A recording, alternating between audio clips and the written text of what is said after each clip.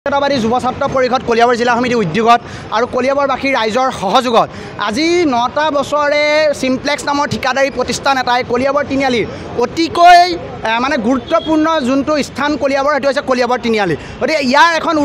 উৰণ হেতু তেওঁলোকে 9-10 বছৰে সমাপ্ত কৰিব পৰা নাই ইফালে ব্ৰহ্মপুত্ৰ ব্ৰিজখন তেওঁলোকে 4-5 বছৰৰ ভিতৰত তেওঁলোকে ব্ৰহ্মপুত্ৰৰ খুঁটা গাঁঠি তেওঁলোকে দলং নিৰ্মাণ কৰি দিছে আৰু ইয়াৰ পৰা 1 কিলোমিটাৰ নহয় এই দলংখন তেওঁলোকে সমাপ্ত কৰিব পৰা নাই ইয়াতকৈ লজ্জাৰ বিষয় এই বিজেপি চৰকাৰখনৰ কাৰণে নাই আৰু তেওঁলোকে এই ডবল ইঞ্জিন চৰকাৰখনক অহংকাৰ কৰি কয় যে তেওঁলোকে দেশখনক 5খন ৱৰ্ল্ডৰ 5খন দেশৰ ভিতৰত লৈ যাব গতিকে এইবিলাকে প্ৰমাণ গতিকে আমি এই চিমপ্লেক্স নামৰ অনুষ্ঠানটোক ঠিকাদাৰী প্ৰতিষ্ঠানটোক আমি অসম জাতীয়তাবাদী যুৱ ছাত্ৰ পৰিষদ কলিয়াবৰ জিলা সমিতি সকীয়াই দিছোঁ কোনো কাৰণে এই বিষয়বিলাক মানি লোৱা নহ'ব বুধবাৰলৈকে সময় বান্ধি দিছোঁ কলিয়াবৰ প্ৰশাসনে আমাৰ পৰা সময় বিচাৰিছে যদি বুধবাৰৰ ভিতৰত আমি সঠিক উত্তৰ নাপালোঁ কলিয়াবৰবাসী ৰাইজে তেন্তে ইয়াতকৈ তীব্ৰ গণতান্ত্ৰিক আন্দোলন গঢ়ি তুলিম এয়া কথা স্পষ্ট এয়া আমি সকীয়াই দিছোঁ দাবী কৰিছোঁ গতিকে চক আৰু আমি মানুহ হেৰুৱাব নোৱাৰোঁ ইয়াত আপোনালোকে চাব ইয়াত শ্ৰমিক আছে আমাৰ পিতৃতুল্যৰ মানুহ আছে তেওঁলোকক 9-10 মাহ ধৰি চেলেৰি দিয়া নাই কিন্তু বিহাৰৰ পৰা অহা ৰাজস্থানৰ পৰা অহা বনিয়াসকলক ইয়াত তেওঁলোকে ৰদ বেছি হ'লেও পইচা দিছে কিন্তু আমাৰ নিজৰ খুৰা বৰ্তা নিজৰ ককাইদেউ এইসকলক কিন্তু আজি 9 মাহে তেওঁলোকে চেলেৰি দিয়া নাই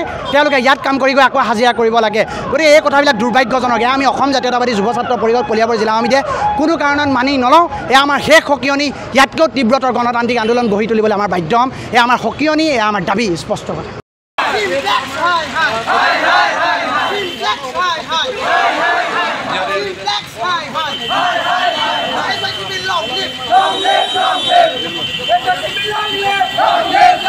জাতীয়তাবাদী যুৱ ছাত্ৰ পৰিষদ কলিয়াবৰ জিলা সমিতি উদ্যোগত আৰু কলিয়াবৰবাসী ৰাইজৰ সহযোগত আজি 9টা বছৰে চিমপ্লেক্স নামৰ ঠিকাদাৰী প্ৰতিষ্ঠান এটাই কলিয়াবৰ তিনিআলিৰ অতিকৈ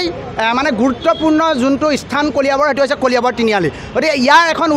উৰণ হেতু তেওঁলোকে 9-10 বছৰে সমাপ্ত কৰিব পৰা নাই ইফালে ব্ৰহ্মপুত্ৰ ব্ৰিজখন তেওঁলোকে 4-5 বছৰৰ ভিতৰত তেওঁলোকে ব্ৰহ্মপুত্ৰৰ খুঁটা গাঁঠি তেওঁলোকে দলং নিৰ্মাণ কৰি দিছে আৰু ইয়াৰ পৰা 1 কিলোমিটাৰ নহয় এই দলংখন তেওঁলোকে সমাপ্ত কৰিব পৰা নাই ইয়াতকৈ লজ্জাৰ বিষয় এই বিজেপি চৰকাৰখনৰ কাৰণে নাই আৰু তেওঁলোকে এই ডবল ইঞ্জিন চৰকাৰখনক অহংকাৰ কৰি কয় যে তেওঁলোকে দেশখনক 5খন ৱৰ্ল্ডৰ 5খন দেশৰ ভিতৰত লৈ যাব গতিকে এইবিলাকে প্ৰমাণ গতিকে আমি এই চিমপ্লেক্স নামৰ অনুষ্ঠানটোক ঠিকাদাৰী প্ৰতিষ্ঠানটোক আমি অসম জাতীয়তাবাদী যুৱ ছাত্ৰ পৰিষদ কলিয়াবৰ জিলা সমিতি সকীয়াই দিছোঁ কোনো কাৰণে এই বিষয়বিলাক মানি লোৱা নহ'ব বুধবাৰলৈকে সময় বান্ধি দিছোঁ কলিয়াবৰ প্ৰশাসনে আমাৰ পৰা সময় বিচাৰিছে যদি বুধবাৰৰ ভিতৰত আমি সঠিক উত্তৰ নাপালোঁ কলিয়াবৰবাসী ৰাইজে তেন্তে ইয়াতকৈ তীব্ৰ গণতান্ত্ৰিক আন্দোলন গঢ়ি তুলিম এয়া কথা স্পষ্ট এয়া আমি সকীয়াই দিছোঁ দাবী কৰিছোঁ গতিকে চক আৰু আমি মানুহ হেৰুৱাব নোৱাৰোঁ ইয়াত আপোনালোকে চাব ইয়াত শ্ৰমিক আছে আমাৰ পিতৃতুল্যৰ মানুহ আছে তেওঁলোকক 9-10 মাহ ধৰি চেলেৰি দিয়া নাই কিন্তু বিহাৰৰ পৰা অহা ৰাজস্থানৰ পৰা অহা বনিয়াসকলক ইয়াত তেওঁলোকে ৰদ বেছি হ'লেও পইচা দিছে কিন্তু আমাৰ নিজৰ খুৰা বৰ্তা নিজৰ ককাইদেউ এইসকলক কিন্তু আজি 9 মাহে তেওঁলোকে চেলেৰি দিয়া নাই